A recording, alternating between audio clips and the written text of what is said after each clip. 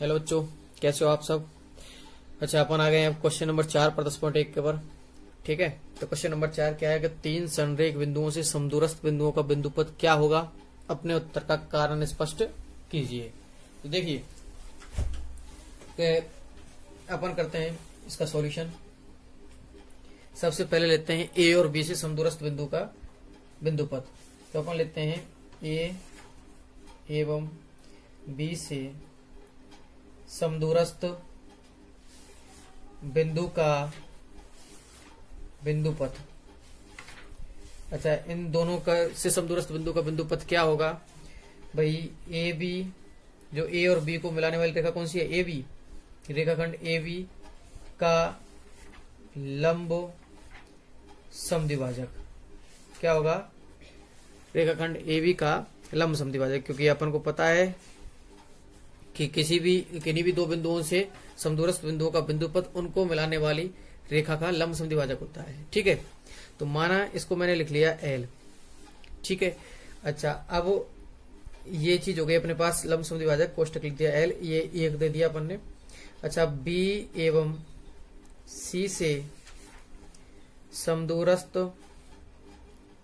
बिंदु का बिंदुपथ, तो उसको मैं लिखूंगा, क्या लिखूंगा कि BC का लंब समद्विभाजक, यही होगा।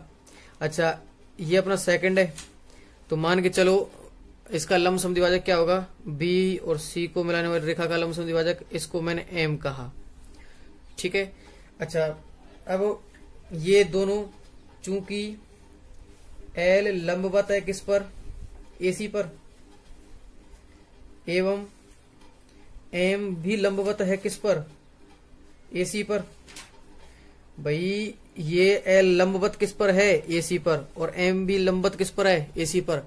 इसका मतलब क्या हुआ, जब दोनों ही इस पर लंबवत हैं एक ही पर, तो इसका मतलब क्या हुआ, अतः L समांतर है M के। ये दोनों क्या है, समांतर हैं, तो ये कहीं पर काटेंगे नहीं, और जब काटेंगे नहीं तो इसका मतलब इनमें ओवेनिष्ट नहीं होगा। तो अपन लिखेंगे इसलिए L एवं M पर कोई भी बिंदु ओवेनिष्ट नहीं होगा। ओवेनिष्ट का मतलब जो कॉमन होता है दोनों पर होता है ना, नहीं होगा। अतः 3 संरेख बिंदुओं से समदूरस्थ बिंदुओं का बिंदुपथ नहीं होगा। ठीक है, कुछ नहीं होता है समदूरस्थ बिंदुओं का बिंदुपथ, कोई समदूरस्थ बिंदु होता ही नहीं है तीन संरेख बिंदुओं से। चलो अब चलते हैं इसके क्वेश्चन नंबर 5 पर। क्वेश्चन नंबर 5 क्या कह रहा है, ठीक है, आपको दिखाई दे रहा है क्वेश्चन नंबर 5। अब आते हैं अपन सॉल्यूशन पर।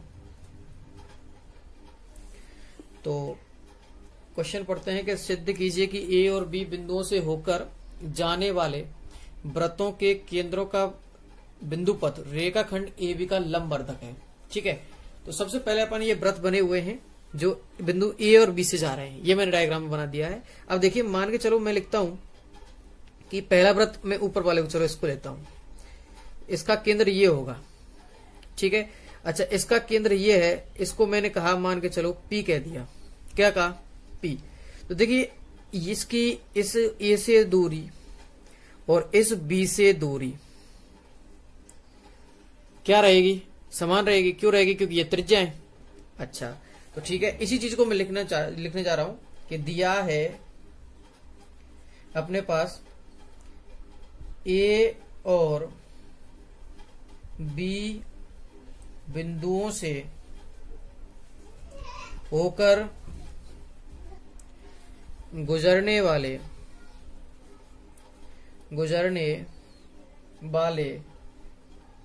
वृत्तों के केंद्र।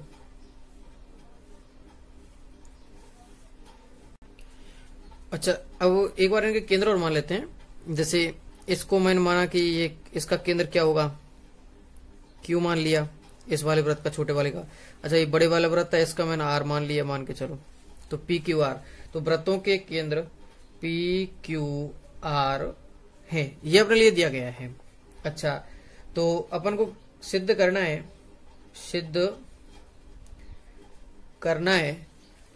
क्या करना है, सिद्ध करना है कि ए और बी बिंदुओं से होकर जाने वाले वृत्तों के केंद्रों का बिंदुपथ रेखाखंड ए बी का लंबवर्धक है। तो अपन को लिखना है पी क्यू आर का बिंदुपथ रेखाखंड ए बी का लंब अर्धक है। ठीक है। अच्छा अब इसके साथ अब करते हैं इसकी उत्पत्ति। ठीक है, उत्पत्ति में आइए सबसे पहले कि चूंकि जो P है, चूंकि केंद्र P A एवं B से समान दूरी पर होगा, यह समदूरस्थ वर्ड अपन यूज कर सकते हैं, समदूरस्थ होगा।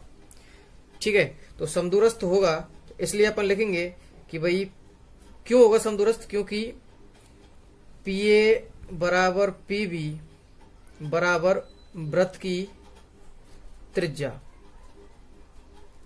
ठीक है। अच्छा अब अपन इसको एक वर्ड यूज कर सकते हैं कि भाई ये समदूरस्थ हो गए, तो इसलिए पी ए बी के लंब अर्धक पर होगा। अच्छा इसलिए ये किस पर होगा, ए बी के लंब अर्धक पर होगा।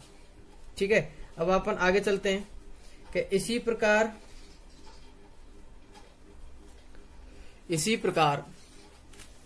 जो Q है, Q भी देखना, Q इस वृत्त के लिए त्रिज्या पर है, ये इस वृत्त के लिए त्रिज्या क्यू ए बराबर क्यू बी। इसी प्रकार क्यू ए बराबर क्यू बी, क्वेश्चन में लिख देंगे ये दूसरा वृत्त है, द्वितीय वृत्त की त्रिज्या। ठीक है, तो ये दोनों समदूरस्थ हुआ, तो इसलिए क्यू ए बी के लंबवर्धक पर होगा। भाई जो इससे समदूरस्थ दो बिंदुओं से समदूरस्थ क्या होता है, उनको मिलाने वाली रेखा के लंब समद्विभाजक पर स्थित बिंदु। ठीक है, तो अपन ने लिखा है लंबवर्धक पर होगा। और इसी प्रकार उन्हें लिखेंगे कि ये मैंने इसको इससे मिलाया और इसको इससे मिलाया। देखिए अपन लिख सकते हैं ए आर बराबर बी आर, ये क्या होगी, तृतीय वृत्त की त्रिज्या। ठीक है। अच्छा अब इसमें अपन लिख सकते हैं, इसलिए आर ए बी के लंब अर्धक पर होगा। ठीक है। अच्छा ये लंबवर्धक पर हुआ, तो अपन लिख सकते हैं भाई ये लंबवर्धक पर हो गया, ये भी लंबवर्धक पर हो गया, ये भी लंबवर्धक पर हो गया, इसलिए पी क्यू आर बिंदु किस पर है, ए बी के लंब अर्धक पर स्थित हैं, अतः उनका बिंदुपथ क्या होगा, ए बी का लंब अर्धक होगा। ठीक है, चलो इसी के साथ ये क्वेश्चन होता है कंप्लीट। आते हैं नेक्स्ट क्वेश्चन पर। क्वेश्चन दिया गया है, दी गई आकृति में वैनिष्ठ आधार बीसी पर रेखा बीसी के विपरीत और दो समद्विबाहु त्रिभुज कौन त्रिभुज पीबीसी और त्रिभुज क्यूबीसी स्थित हैं। सिद्ध कीजिए कि पी और क्यू को मिलाने वाली रेखा बीसी को समकोण पर समद्विभाजित करती है। तो ठीक है, अब आते हैं अपन इसके सॉल्यूशन पर। सॉल्यूशन में सबसे पहले लिखना क्या है, जो अपने पास दिया है। दिया क्या है कि एक आधार बीसी पर वैनिष्ठ आधार बीसी पर रेखा बीसी के विपरीत और दो समद्विबाहु त्रिभुज हैं। ठीक है, तो इसका मतलब दिया है, तो इसका मतलब एक तो ये त्रिभुज समद्विबाहु हुआ, तो बीपी बराबर सीपी अपने लिए दिया गया है। ठीक है। दूसरा बी क्यू बराबर सी क्यू, ये भी अपने लिए क्या है, दिया गया है। भाई दो समद्विबाहु त्रिभुज, इसका मतलब ये दोनों अपने लिए दिए गए हैं। अच्छा, उसके बाद इसमें सिद्ध क्या करना है, सिद्ध करना है अपन को कि पी और क्यू को मिलाने वाली रेखा बीसी को समकोण पर समद्विभाजित करती है। इसका मतलब क्या है कि पी क्यू लंबवत है, ये पी क्यू लंबवत होनी चाहिए किस पर, बीसी पर, ये अपन को सिद्ध करना है। ठीक है भाई, समकोण पर समद्विभाजित करती है, इसका मतलब लंबवत है। तो चलो आओ उपपत्ति करते हैं। उपपत्ति में अपन को सबसे पहली बात, दो त्रिभुज लेते हैं अपन, पी बी क्यू, ये एक तो लिया P B Q, P B Q, और दूसरा एवं त्रिभुज पी सी क्यू। देखिए पी बी क्यू और पी सी क्यू में सबसे पहली बात तो ये पी बी बराबर पी सी, ये तो अपने लिए दिया है। दूसरी बात अपने लिए बी क्यू बराबर सी क्यू, ये भी दिया है, बी क्यू बराबर सी क्यू, ये भी क्या है, दिया है। और पी क्यू बराबर पी क्यू, ये अपने पास क्या है, ओवेनिस्ट है, कॉमन पार्ट है। ठीक है भाई, दोनों त्रिभुजों में है, इसलिए दोनों त्रिभुज क्या हो जाएंगे अपने पास, सर्वांगसम। इसलिए त्रिभुज पी बी क्यू सर्वांगसम होगा त्रिभुज पी सी क्यू के। ठीक है, दोनों त्रिभुज क्या हो गए, सर्वांगसम हो गए। अच्छा, अब ये सर्वांगसम हो गए, इसलिए अच्छा मैं लिख सकता हूं भाई ये दोनों त्रिभुज सर्वांगसम है, तो ये वाला कोण इस वाले कोण के बराबर होगा। ठीक है, मैंने नाम दे दिया, इसको एक नाम दे दिया और इसको दो नाम दे दिया, इसलिए कोण एक बराबर कोण दो। क्यों होंगे, क्योंकि संगत कोण समान होंगे, तो इसलिए कोण एक बराबर कोण दो। मैंने समीकरण नंबर इसको एक दे दिया।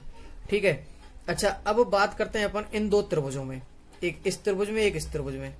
ठीक है, अच्छा सबसे पहली बात इस त्रिभुज को लेते हैं, त्रिभुज पीबीसी में, त्रिभुज पीबीसी में, त्रिभुज पीबीसी में क्या चीज है कि पीबी बराबर पीसी, इसलिए भाई समद्विबाहु त्रिभुज है तो संगत कोण क्या होंगे, ये कोण इस कोण के बराबर होगा, तो मैंने इसको नाम 3 दिया और इसको नाम क्या दे दिया 4, तो मैं लिख सकता हूं कोण 3 बराबर कोण 4। भाई समद्विबाहु त्रिभुज है, अपन लिख सकते हैं समद्विबाहु त्रिभुज के दो कोण क्या होते हैं, समान होते हैं, समद्विबाहु त्रिभुज, तो इसलिए कोण 3 बराबर कोण 4, मैंने इसको समीकरण नंबर 2 दे दिया है। ठीक है, अब आते हैं अपन इसके नेक्स्ट, इसलिए अब अपन लेते हैं, मान के चलो मैं इसको लेता हूं कि ये ओ ले लिया मैंने। ठीक है, इसलिए त्रिभुज पीओबी एवं त्रिभुज पीओसी में, तो देखिए एक तो अपने पास क्या है कि पीबी बराबर, सॉरी ये कोण अपने पास दिए गए हैं, इन दोनों त्रिभुजों में ले लेता हूं मैं, कोण 1 बराबर कोण 2 अपने लिए दिया गया है। ठीक है, दूसरी बात कोण 3 बराबर कोण 4, ये भी अपने पास, जैसे ये समीकरण नंबर 1 से आया है, ये समीकरण 2 से आया है। ठीक है, मैं लिख देता हूं। अच्छा, अब इसके अलावा अपने पास ये चीज है कि पीबी बराबर पीसी, ये दिया हुआ है, तो इसलिए इसका जो कोण ये है, इसलिए भाई दो कोण बराबर हो गए तो तीसरा कोण स्वतः ही बराबर हो जाएगा, तो इसलिए कोण पीओबी बराबर कोण पीओसी। ठीक है, ये वाला कोण, एक ये वाला कोण, एक ये वाला कोण, ये दोनों कोण क्या होंगे, बराबर। और चूंकि यह क्या है, संरेखीय है, संरेखीय कोण है, ये मतलब एक ही रेखा पर स्थित है। ठीक है, कोण है। अच्छा, तो इसलिए अपन क्या लिख सकते हैं इनको, वही कोण पीओबी प्लस कोण पीओसी बराबर 180, तो चूंकि ये कोण दोनों बराबर हैं तो मैं लिख सकता हूं कोण पीओबी बराबर 180 बटे में 2 बराबर 90। ठीक है, मैं इसको यूज कर सकता हूं। अच्छा, जब ये 90 हो गया तो मैं एक वर्ड इसका साथ यहां यूज कर रहा हूं, क्योंकि मैंने नीचे क्वेश्चन लिखा हुआ है, तो इसलिए इसको यूज कर रहा हूं। इसलिए पी क्यू, भाई ये जब 90 का हो गया तो अपन लिख सकते हैं पी क्यू लंबवत बीसी। ठीक है, ओके, चलते हैं नेक्स्ट क्वेश्चन पर। नेक्स्ट क्वेश्चन अपने लिए दिया गया है, दी गई आकृति में वरिष्ठ आधार क्यूआर पर ए की ओर दो समद्विबाहु त्रिभुज पी क्यूआर एवं एस क्यूआर स्थित है, तो सिद्ध कीजिए कि एसपी रेखा क्यूआर के लंबवर्तक है। देखिए ये एक रेखा है, क्यूआर आधार है, इसके ए की ओर ये एस क्यूआर, दूसरा पी क्यूआर, ये अपने पास दो त्रिभुज स्थित है। ठीक है, तो दोनों समद्विबाहु हैं, तो इसका मतलब अपने पास दिया क्या है, दिया है अगर अपन त्रिभुज पी क्यूआर की बात करते हैं तो त्रिभुज पी क्यूआर में दिया है पी क्यू बराबर पी आर, भाई तभी तो समद्विबाहु त्रिभुज होगा। दूसरी बात अपने पास एक चीज और दी हुई है एस क्यू बराबर एस आर, ये दोनों चीज अपने पास दी गई है। तो देखिए अब अपन सॉल्यूशन करोगे, इसका सिद्ध क्या करना है, अपन को सिद्ध करना है कि एसपी रेखा क्यूआर की लंबवर्तक है, ये अपन को सिद्ध करना है। ठीक है, अच्छा अब इसकी उत्पत्ति लिखते हैं अपन। उत्पत्ति में देखिए अपने पास क्या है, सबसे पहली बात, क्योंकि चूंकि बिंदु P क्या है, क्यूआर से क्यू एवं आर से समदूरस्थ है, और इसका अपन कहां से लिख रहे हैं कि ये समदूरस्थ है, चूंकि पी क्यू बराबर पी आर ये अपने लिए दिया हुआ है। तो अपन के पी किससे समदूरस्थ हुआ, क्यू एवं आर से समदूरस्थ है, तो इसलिए पी क्यू आर के लंब अर्धक पर है। भाई समदूरस्थ का मतलब क्या है, लंब समद्विभाजक पर स्थित है। ठीक है, इसी प्रकार अपन लिख रहे हैं कि ये पी हुआ एस बिंदु के लिए लिख रहे हैं, एस बिंदु क्यू एवं आर से समदूरस्थ है। अच्छा इसका पता कहां से लगा, चूंकि अपने पास दिया हुआ है एस क्यू बराबर एस आर। ठीक है, तो इसलिए क्या होगा, एस क्यू आर के लंबवर्तक पर स्थित है, लंब अर्धक पर स्थित है। अच्छा अब अपन लिख सकते हैं, चूंकि एस भी लंबवर्तक पर है तो पी भी लंबवर्तक पर है, तो अपन लिख सकते हैं, इसलिए एस पी को मिलाने वाला रेखाखंड एस एवं पी को मिलाने वाला रेखाखंड क्या होगा, रेखाखंड किसका लंबवर्तक होगा, क्यूआर का लंबवर्तक है, क्यूआर का लंब अर्धक है। ठीक है, चलो इसी के साथ ये कंप्लीट होता है। अब इस वीडियो में इतना ही, मिलते हैं नेक्स्ट वीडियो में, और जब तक ये देखते रहना ज्योमेट्री स्टार्ट अब, और आसान तरीके से बिल्कुल तैयारी साथ करते रहना। कमेंट सेक्शन में अगर कोई प्रॉब्लम दिखती है तो कमेंट सेक्शन में जाकर कमेंट कर दें, वीडियो को लाइक करें और सभी दोस्तों को भी शेयर कर दीजिए जिनको जरूरत है इसकी। धन्यवाद।